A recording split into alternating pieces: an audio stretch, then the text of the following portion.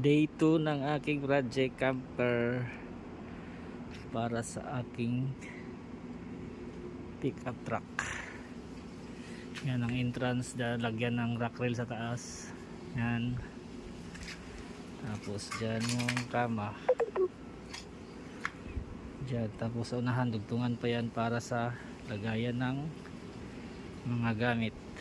Kaya ng unan at saka yung lagyan ko rin yan, bilhan ko isa ng portable na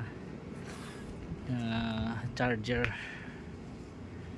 Meron yatang portable na battery charger. Okay, day 2 yan ang update. Listing natin yan mamaya, magaan lang siguro yan. Tapos din yan. Yan, bye bye. Testing natin mamaya. Okay.